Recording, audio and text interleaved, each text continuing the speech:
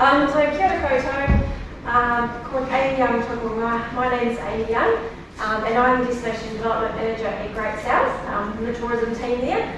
So Great South is our regional development agency, but also our regional tourism organisation. And I've been working to support dark skies in our region probably for around 6, maybe 7 years now. So today I'd just like to share a bit of an update on our progress and journey so far with you all. So I'll cover a little bit of the background to why we started this journey and maybe how we got there. Very briefly touch on Rakiura, Al's done a fantastic job with it already. Talk about Southland, progress and next steps, and then touch on a few other dark sky related projects that we're working on in the region. So just a quick where we are, for those of you who may not be from New Zealand. This is our region in the shaded area at the bottom here. I'll put it on a pointer, haven't I? And this here is obviously close up with Rakiura Studio Island here, and Southland National Park makes up most of this, a large chunk of this left portion. So both quite big, significant parts of Southland. So Murihiku Southland has a really exceptional night sky, and a vast number of our locations are unaffected by light pollution. Based on some initial interest came to us from the Studio Island community, and from that Great South commissioned Exist Consulting to look at what opportunities to protect dark skies and also promote astrotourism in our region might look like. The resulting Southland Dark Skies framework was completed in 2017, and this did identify and confirm the community's thoughts that we could become internationally recognised for the quality of our dark skies. And there were 2 key recommendations that came out of that plan. One, to have Rakiura established as an international dark sky sanctuary, and 2, to achieve the same for Te Rua Utamoko Southland National Park. Dark sky accreditation was pursued and seen as a really good fit with our regional goals and priorities. And I think for those of you aspiring, it's really great to fit into what are your council's priorities, what are your government's priorities, and how can this connect to that. For us, conservation is really key. Over half of our region, as you would have probably gained from that map, is conservation estate, is around 58%, and primarily that is through Rakiura and Southland National Parks. Protection of the natural environment is also really important to our people. You can imagine 58% of our region, this is what they live and breathe. So natural darkness really supports that conservation and ecology, having protected areas and looking after our species. Tourism was also another important opportunity for us, and this sector has been identified as one of our top 2 economic diversification opportunities. So kind of echoing what the Minister was saying before, tourism has a lot of economic potential for our regions. And so dark sky tourism is a really great fit for this because it encourages slower travel, which we want to achieve, longer length of stay in our region, and visitation primarily outside of that peak summer period. So we know we get heaps of visitors in those 2 to 3 months, as he was talking about earlier. We want people to come outside of those peak times, which reduces pressure in our communities and helps that social licence. And again, slower travel and more sustainable visits, staying overnight is what we really want to achieve to get the most benefit. And lastly, mana whenua. We know the night sky is really important to our papatiku rūnaka, and they have that connection to the natural world that we really want to preserve and protect.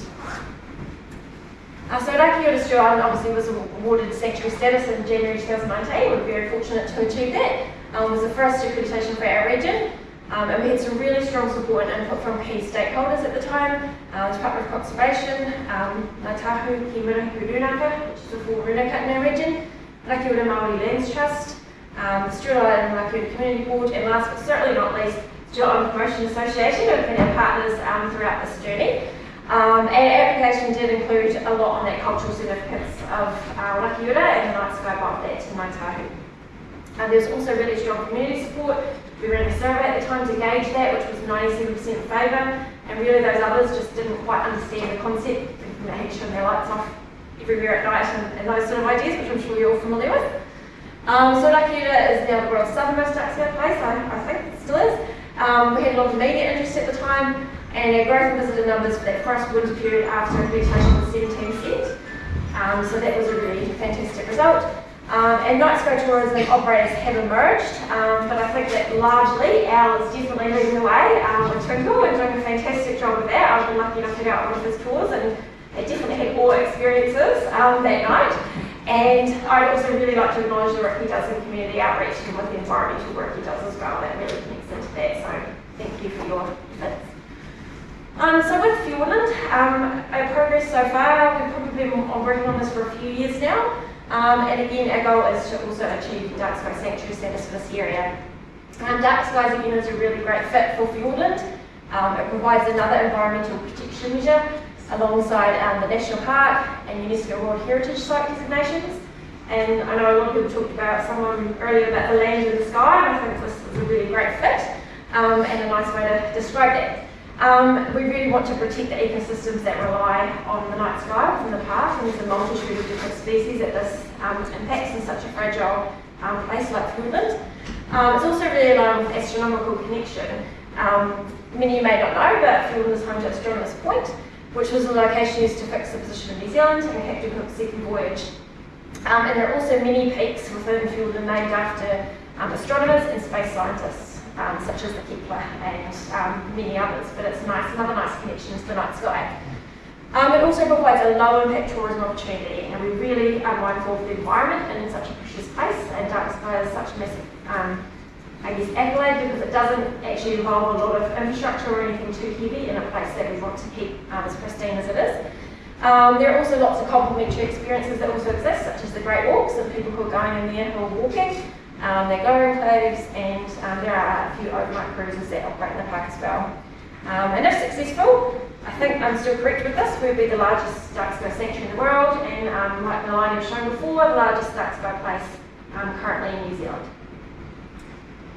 The approach so far has been led by Great South, so from a tourism approach, I know everyone has had a little bit of a different story, but this has been one that definitely has other benefits for the community in the wider area, but that tourism drive as we've been able to get that initial impetus.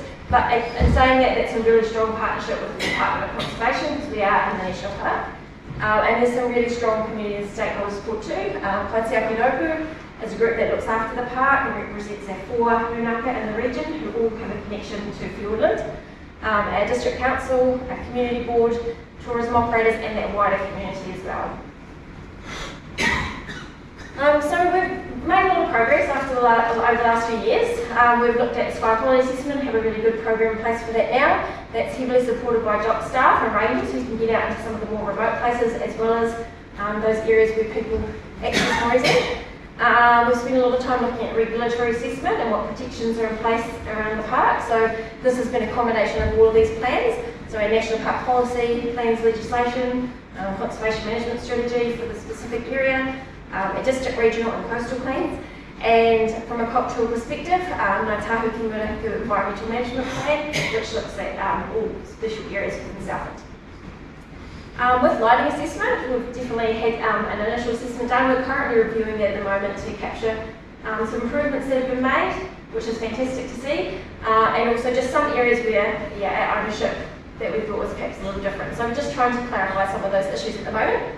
But I think it's really important to note that this is the size, anyway, this is the size of the park, but really lighting is only present in a very small area, primarily here, Milford Sound, whereas this entire park is very largely completely unlit. So it is actually a very special, pristine environment. We've done a lot of work as well in terms of outreach and education with a lot of community sessions, drop-in sessions where people can come and ask questions. Right, going to speed up a little bit. We've had information sessions, and we're lucky to have Melania Gareth come and do an ambassador course, and a lot of other outreach materials. We also have a community telescope people can borrow to use for outreach. And next steps are to create a dark sky school working group. We've got a lot of individuals that support me and work on this, but formalising that a little bit more alongside our stakeholders. And Great South and Department of Conservation would be a part of this group. Educational resource kits is another thing we're working on at the moment, and the dark sky educational materials are fantastic for that. We want to get them out into the hands of those who are in the park or nearby. So some of these places here definitely very keen to start educating students and people that come to them about that. And we hope to be able to make an application by the next year. Lastly, I just want to touch on a couple of other dark skies related areas. Like, this is becoming much more top of mind within our community, and there are a lot of things now starting to, I guess, embed it more into our regional story. So firstly, the Bluff Motukahui Tourism Master Plan was developed in 2020, and this is another plan which is tourism starts the conversation, but it's actually much bigger than that. It's about placemaking, community, how we can actually benefit our communities through tourism. So this identified the potential for a stargazing experience at Murihiku Bluff Hill, where the cultural significance of the night sky will be shared. And this is the Tapuni site, so a very special place for mana whenua. We've had concept designs developed for that, and we're just about to work through a feasibility study for that project. And the Murihiku Southland destination strategy, here the Minister this morning was talking about destination management strategies, and that focuses really on our communities and what tourism can do for our communities versus perhaps an old approach to what can our communities do to enable tourism. This is all flipped on its head of destination management, and it's about what can we deliver that's going to benefit our people and our place. And our environment's really a huge part of that. So dark skies is a fantastic fit. And so the plan recognises the potential for us to become a world-class dark sky destination through international accreditation, storytelling and improved lighting regulation, which we think is a really strong fit. Lastly, I wanted to share a special project that has recently been nearly completed, which is the Murihiku Whenua. This is a project that came out of, there was a tourism infrastructure fund through central government focused on Murihiku around 2 years ago now in anticipation of the public holiday launching.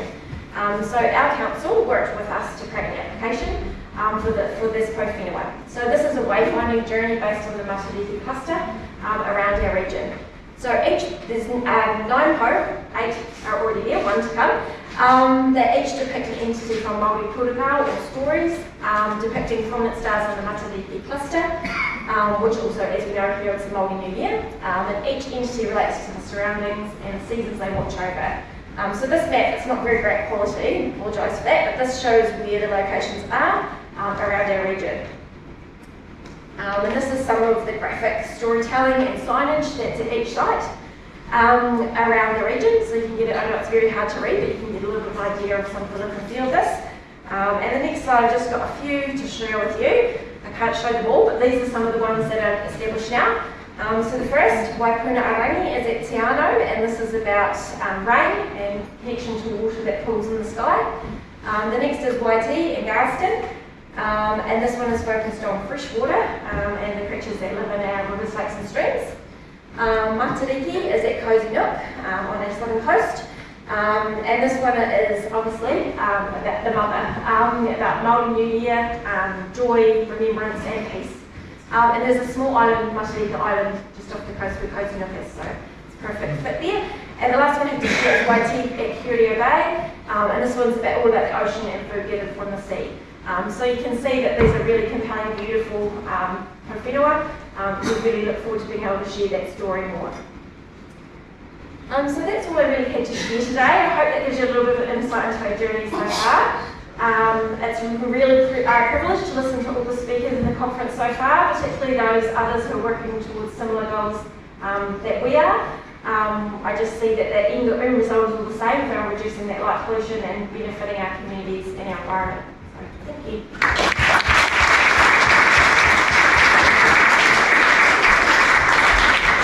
Thank you, Amie. Time for one question. Connie. I know it's really a comment, but thank you for your excellent talk and all your effort. It's just amazing. I was wondering if we could talk a little bit sometime before the end of the conference, because you may like some of the material we already have in kids for dark sky education, and you may be able to use some of it. Thank you. That would be fantastic. Thanks so much. Let's thank Amie again.